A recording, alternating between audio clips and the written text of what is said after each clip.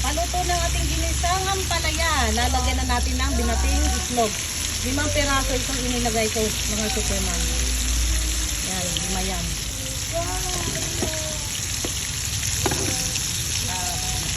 Ayan.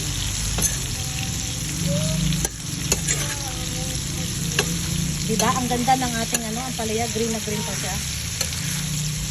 Haluin na natin hanggat hindi pa naluluto ang itlog. Nang sa ganun ay hindi siya mamumuo. Ngayon, ilagay na rin natin ang chili bell.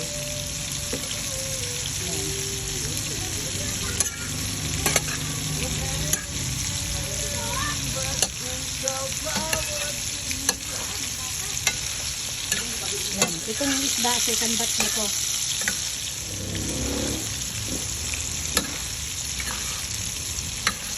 Halo-halo lang hanggang maluto ang itlog.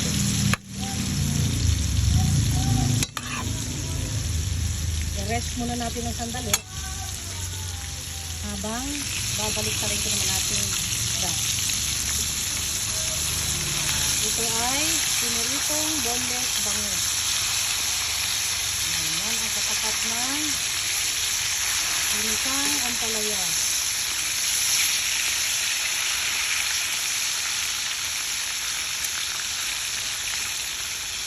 Ay, kainit.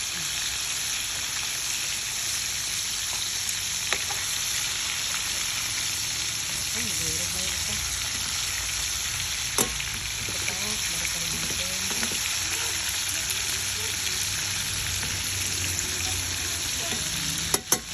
So, balikan natin. Ang dumi ng kalan ko, mga supermom. Hindi ko pa malinis dahil busy-busy yan si supermom. Sa next video natin, malinis na yan.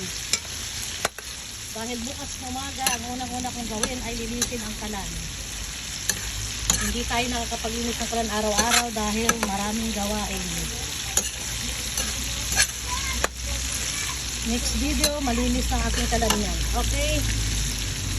No bashing, pasensya na. Tapos nakikita nyo ang kalat ng ating kalan. But that's normal.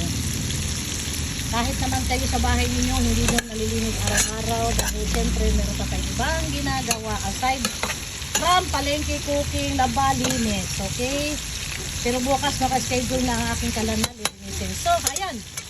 Our ginisang ampalaya is done. Patay na natin ang kalan. Dahil luto na ito at pati itlog luto na rin. See? Hindi siya masyadong mamantika kasi hindi ko nilagyan ng maraming mantika dahil butter ang itinagluto natin dito. Okay?